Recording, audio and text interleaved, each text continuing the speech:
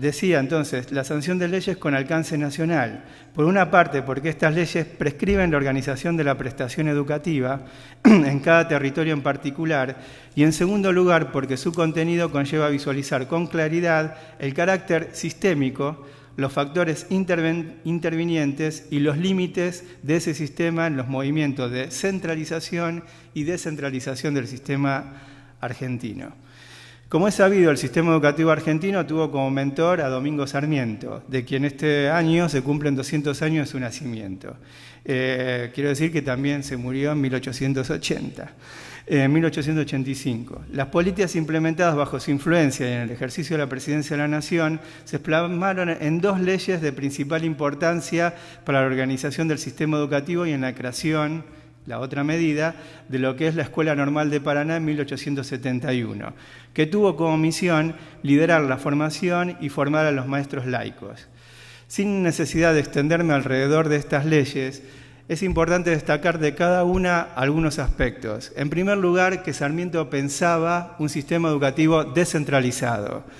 Esto no fue lo que finalmente sucedió porque una ley posterior, que es la ley que tuvo vigencia durante 100 años en Argentina,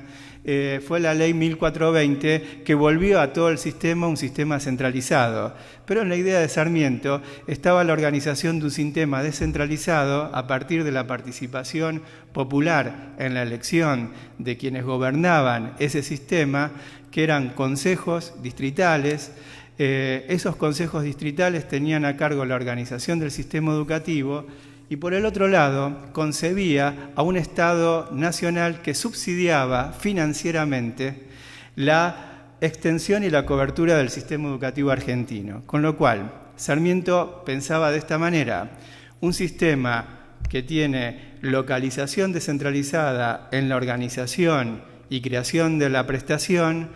un sistema financiado centralmente por el Estado Nacional, que era el que recaudaba las rentas generales a partir, sobre todo, los ingresos del puerto de Buenos Aires, y subvencionaba a las provincias. Y un tercer factor, que era la creación del cuerpo de inspectores nacionales que fiscalizaban a cada uno de los distritos donde se subvencionaba esos fondos, el uso de esos fondos para la creación del sistema educativo. Entonces tenemos organización descentralizada, financiamiento centralizado y subvencionado hacia las localidades, más un control centralizado por parte de los inspectores que realizaban esa tarea de fiscalización. Con un cuarto elemento, la creación de un cuerpo de maestros, y la docencia acá juega un papel central, también de manera centralizada, a partir de las escuelas normales que se distribuían en todo el territorio nacional. Entonces, estos cuatro elementos conforman lo que es la idea de lo que debía ser el sistema educativo según Sarmiento. Con la ley 1420 se centraliza todo, es decir, los inspectores pasan a ser centrales y los miembros de los consejos escolares de los distritos pasan a ser designados por el Estado Nacional a través de la intervención del Consejo Nacional de Educación. Este es el esquema que queda a partir de la ley 1420. Y a partir de lo que es la ley 1420 se sigue desarrollando el sistema educativo argentino de manera centralizada, a pesar de las ideas de Sarmiento, que es bueno decirlo también. Sarmiento suponía que en el Estado Nacional había una distribución homogénea de la población. Esa distribución homogénea permitía tener una ciudadanía instalada en los distintos lugares, distritos, donde se elegían a los miembros de los consejos escolares. Esto en la Argentina no era así, sobre todo a partir de lo que fue la política de 1880 de colonización del territorio, donde la vieja idea de Sarmiento, que eran pequeñas extensiones de tierra distribuidas entre los colonos, es reemplazada por una distribución de las tierras a los terratenientes a partir de los avances que se van produciendo, sobre todo a partir de la presidencia del general Roca, en lo que fue la guerra contra el indio, que fue la guerra del exterminio del indio en la Argentina, con lo cual quedó un territorio prácticamente desierto, despoblado, y no aquel poblado que pensaba Sarmiento, que tenía que ser habitado por colonos al estilo de la Pampa húmeda. Entonces, grandes extensiones de tierra que no tenían población en ese interior, salvo para el uso de mano de obra que no se necesitaba que fuera intensiva para el cultivo y para la ganadería, y a partir de eso, entonces, se crea un sistema educativo centralizado que suponía un lugar y un objeto vacío debido a que la población no estaba distribuida de manera pareja en todo el territorio nacional. Este es un poco el esquema de centralización del sistema educativo argentino, que tenía básicamente escuelas en las distintas capitales de provincia, y en esas capitales de provincia actuaban los inspectores nacionales, la subvención del Estado Nacional y los consejos distritales nombrados por el Estado Central. Vamos a saltear un poquito para ir viendo cuáles son las cuestiones que aparecen entre ese momento inicial y el momento al que queremos llegar, por lo menos quiero llegar, que es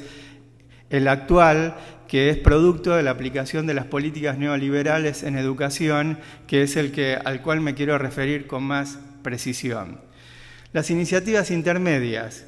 Bueno, a partir de esta subvención del gobierno nacional a las provincias, en un momento se crea un sistema también nacional dentro de las provincias a partir de que el propio gobierno nacional decide empezar a crear escuelas nacionales en las provincias. Eso se llamaron las escuelas Laines en la Argentina. Estas escuelas eran como escuelas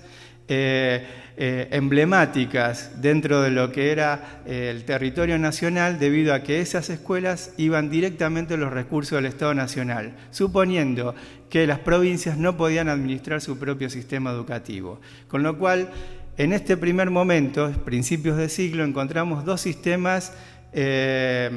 solapados operando en el territorio provincial, el que crearon las propias provincias y estas escuelas emblemáticas que crea el Estado Nacional en las propias provincias. Este es un elemento que va a tener mucha importancia para lo que viene después. La segunda cuestión importante a destacar en el medio es que por la década del 50 se crea el sistema de educación técnica profesional, que toma autonomía con respecto a lo que es el sistema común, debido a que en su principio es administrado por el Ministerio de Trabajo, para la formación de lo que se necesitaba en ese momento, que eran las capacidades para la industrialización del país y la vinculación con el desarrollo del sistema industrial argentino. Y una tercera cuestión que resulta también de importancia para lo que viene después, que es la sanción del Estatuto Laboral de los Docentes Nacionales. Es decir, la Argentina, a partir del año 1958, tiene una ley, que es la ley que contrata a los docentes y que se llama Estatuto del Docente Nacional. Este Estatuto del Docente aún hoy sigue vigente a pesar de los procesos de descentralización del sistema educativo, y es lo que da nacimiento años más tarde a una central de trabajadores de la educación centralizadas, nacionales, y que tienen representación en paritarias nacionales puestas en vigencia a partir de los años recientes. Es decir, la docencia en Argentina se referencia centralmente con lo que es un sindicato de docentes nacionales que actúa dentro del territorio de las provincias y de toda